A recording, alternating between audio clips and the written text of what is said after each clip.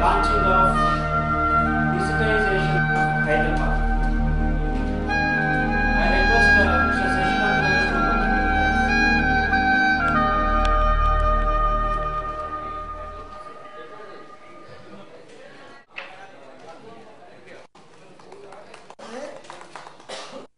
ఈరోజు Hyderabad is a global city అన్న concept effective గా ముందుకు తీసుకోవడానికి ఏపీ మీడియా మొట్టమొదటిసారిగా డిజిటైజేషన్ ఆఫ్ హైదరాబాద్ అనేటువంటి కాన్సెప్ట్ ని తీసుకొచ్చింది.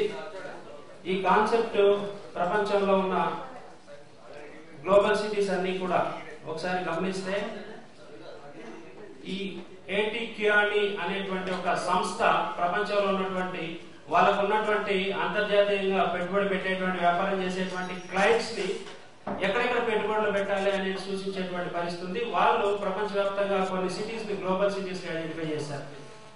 వాళ్ళు గ్లోబల్ సిటీస్ కి ఐడెంటిఫై చేయడానికి కొన్ని గైడ్ లైన్స్ పెట్టుకుని కొంత క్రైటీరియా పెట్టుకుని దాని ప్రకారం వాళ్ళు వాళ్ళ యొక్క ఇన్వెస్టర్స్ కి అంతర్జాతీయంగా పలానా దేశాల్లో పలానా నగరంలో పెట్టుబడి పెడితే మీకు బాగుంటుంది అవకాశాలు అని చెప్పేటువంటి పరిస్థితి.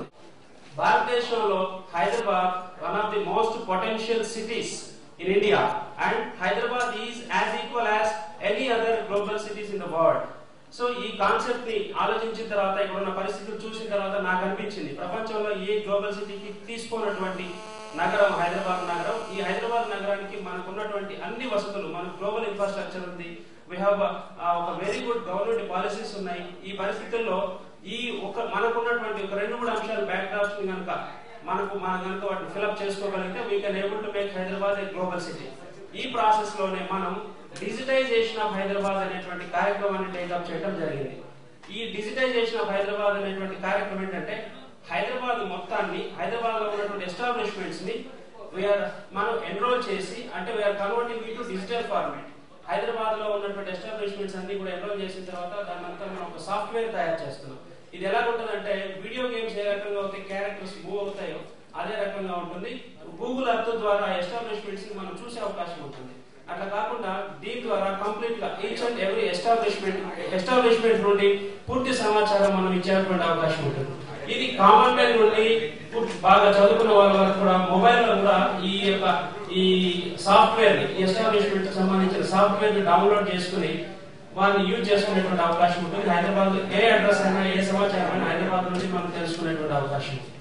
సో ఈ కార్యక్రమాన్ని అధికారికంగా ప్రారంభించడానికి వచ్చినటువంటి గౌరవనీయులు శ్రీ దామోదర్ నరసింహ గారిని, వారు ఆంధ్రప్రదేశ్ రాష్ట్రానికి ఉప ముఖ్యమంత్రిగా ఉన్నారు, చాలా శక్తివంతమైనటువంటి నాయకులు వారు. ఈ కార్యక్రమానికి మద్దతు ఇచ్చి మమ్మల్ని ఆశీర్వదించడానికి వచ్చినటువంటి వారిని ప్రసంగించవలసిందిగా కోరుతున్నాను.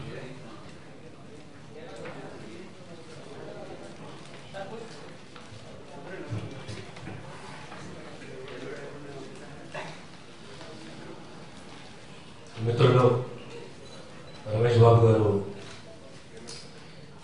ఏపీ మీడియా ఫౌండేషన్ ద్వారా గ్రేటర్ హైదరాబాద్, చారిత్రక హైదరాబాద్ ప్రపంచ పటం పైన సంపూర్ణంగా అన్ని రంగాల్లో కూడా డిజిటలైజేషన్ కార్యక్రమాన్ని సంపూర్ణంగా నిర్వహించే దిశగా ప్రైవేటే కానీ ప్రభుత్వ రంగాలు కానీ 2 రంగాలు కూడా అన్ని అంశాలపైన డిజిటలైజేషన్ చేసి ఈ పోటీ ప్రపంచంలో హైదరాబాద్ మహానగరం కూడా ఎక్కడ తీసుకోలేదు.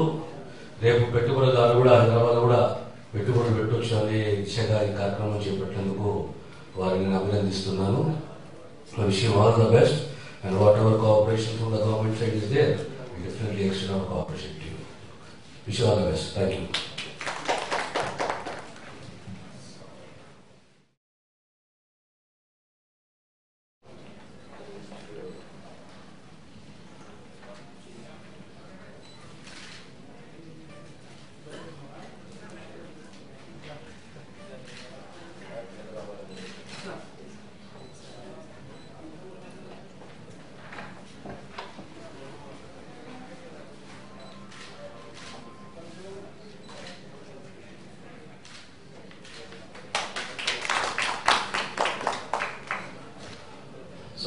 ఈ రకమైన సమాచారం మేము సేకరిస్తున్నటువంటి సమాచారం ప్రభుత్వానికి పూర్తి స్థాయిలో అనుకూలంగా ఉంటుంది.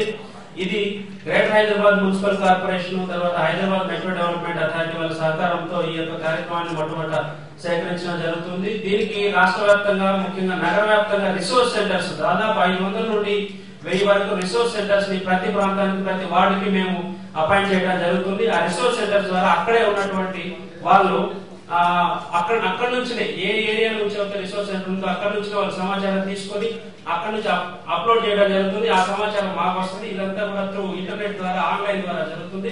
ఈ రిసోర్స్ సెంటర్స్ ద్వారా కనీసం ఇప్పుడు ఈ కార్యక్రమం ద్వారా 5000 మందికి పైగా ఉపాధి అవకాశం దొరికేటువంటి అవకాశం ఉంది. ఈ ప్రభుత్వం చేస్తున్నటువంటి ఉపాధి హామీ కార్యక్రమాల్లో ఇది కూడా ఒక మాకు చేతనైనంత వరకు మాకు తోచిన విధంగా మేము కూడా ఉపయోగపడేటువంటి పరిస్థితి ఉంది. So thank you very much.